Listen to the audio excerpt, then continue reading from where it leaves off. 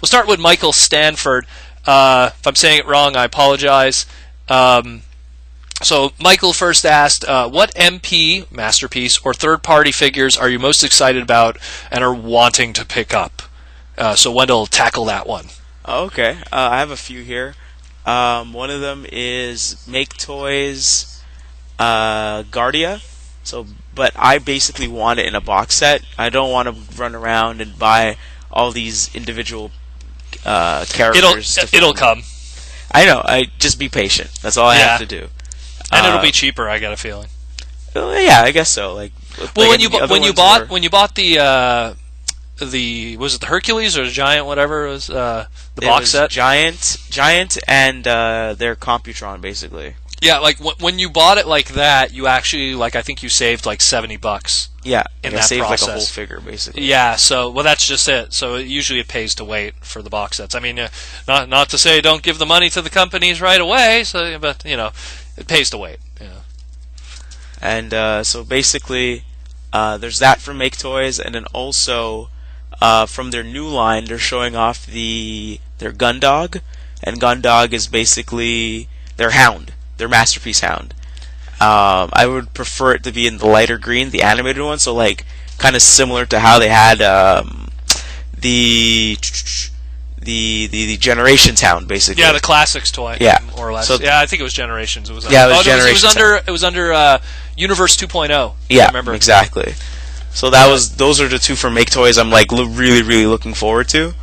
From Hasbro, I know they released a few. They were talking about a few new ones recently or something like that. But at the time of writing up this my answers, I have tracks here, MP25 tracks. Yeah, that one recently. I saw images of that. It looked really good.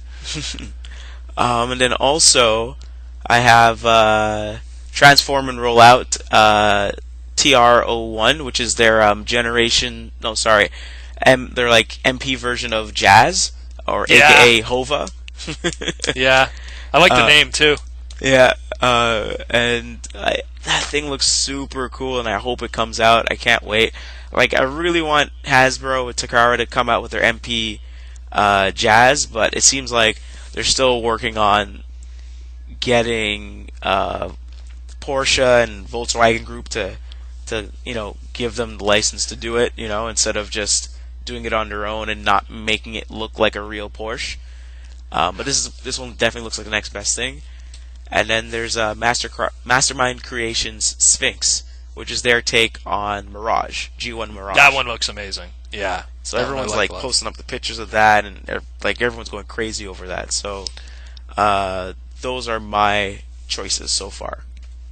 For me, it's DX9 Carry, which is kind of a no-brainer. People are like, well, you haven't picked that one up yet. The primary reason why I haven't picked it up yet is because there actually has been a lot of running changes with that toy. Different people that we know, different reviewers and different photographers, if you actually look at their photo shoots or their reviews of the toy, you'll notice that the chest deco is different on each one. Color of plastics have been different. It seems that they've been kind of perfecting the toy as it's been going along, but still releasing copies of it. Yeah.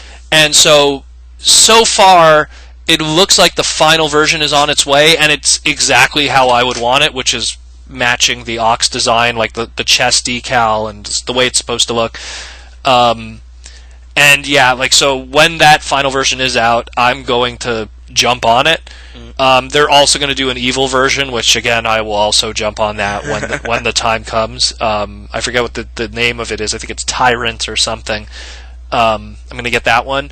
And the only other third-party thing that really has me super excited, and I did a review of it recently, was Fans Project's Saurus Ryu-O series, which is the Dino King team. But the part that really gets me excited is all those Pretender shells. And I recently reviewed the Tricerabot, which, I mean, to some people they might say it's a little overpriced for $65. But to me, we're never gonna get Pretender shells of that size, of that nature, of those characters.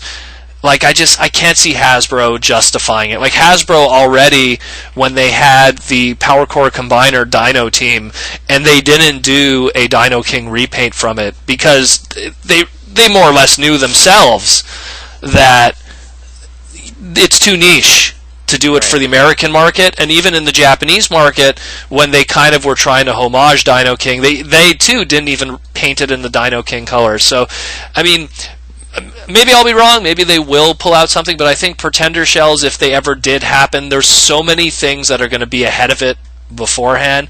I'd sooner see a Pretender shell Jazz, Starscream, Bumblebee, or even the lower tier ones like a Landmine, which they do have. They have the rights to the name Landmine, so they'll sooner do a Pretender shell based on a licensed name that they already have, instead of going, oh well, we don't have what's it called, Kakryu, or we don't have Goryu, like all these other Dino King members, so they're not going to use those names, and they don't have any names just sitting around that they could throw on them, unless it's like they're going to use Ice Pick or whatever.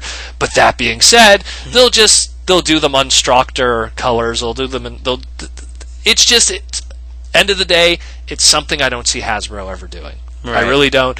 And to me, like, I'm not a big third-party guy, and when I do pull the trigger on third-party, it's something I'm very confident behind that Hasbro would never. Same thing with the irony, DX9 Carry was teased at us, it was shown to us, like, we knew about it at BotCon and everything, we held it at BotCon. Yeah. That's an Obari design that, like, will never be turned into an actual toy by Takara Tomy.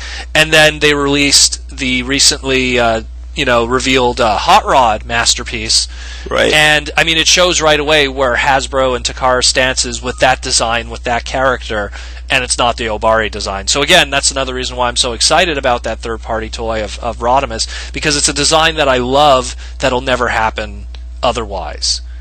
But that's it for Fans Project, or, well, for anything third-party. For Masterpiece, I'm always excited about anything Masterpiece. I love every Masterpiece toy. Like you mentioned, the Trax one, there recently was a photo shoot of the Trax Masterpiece. It's like pulling off what Alternator toys do. It has like an engine that you could look at, and it has all the details and stuff. Just looks incredible. Both the Trax and the Road Rage repaint, which is the red repaint, which is technically the first ever female Masterpiece toy that we're ever going to get. So the red repaint also looks incredible. We have the red Bumblebee too that's going to be coming out, which, I mean, yeah, hey, sure, you got to get mileage out of those molds. It all looks amazing. People have been asking me, am I excited about that the Hot Rod one coming out? I'm indifferent. It's some really? photo, because some photos it looks great, and some photos it looks really weird and really bad and very backpacky and very wide, which is something I find bizarre, because I've always felt that with the engineering that came from Transformers Animated, I thought we've mastered pulling off the Hot Rod character. I don't know how they screwed up perfecting a Masterpiece toy of a car when they've done it so well with Sideswipe, with Wheeljack, with the Datsun brothers. They did so well with those. How did we not perfect the animation model for this one? I think that partially it might have to do with they wanted to keep a Matrix gimmick, and that might have had something to do with it. I don't know. I mean, again, But you can make him sit down and act like he's going to go fish. Yeah, I know. See, which was like, and it's like, hey, it comes with a fishing pole. Yeah, okay. We had that joke when we had the not Binaltech, the Kiss Play Rodimus came with a fishing pole. But whatever. I mean, I'll have my opinion of it. I mean, and the other one that was revealed, the Shockwave, looks amazing, and Shockwave's my favorite Decepticon. I'm surprised they did it. I'm not surprised, because the second that Radio Shack went belly up, all of a sudden we got a Skylynx, all of a sudden we got Shockwave, all of a sudden we got, it doesn't surprise me, and I just like it because it puts an end to people who were paying $300, $400 for Quake Wave, right? Which I thought was ridiculous. So now people could pick this one up at a relatively good price. And Shockwave's always been one of those original G1 toys that were perfect already. Mm-hmm. So, I mean, just getting a Masterpiece toy just makes it even more perfect. But yeah, So that's more or less what I'm looking forward to of that stuff.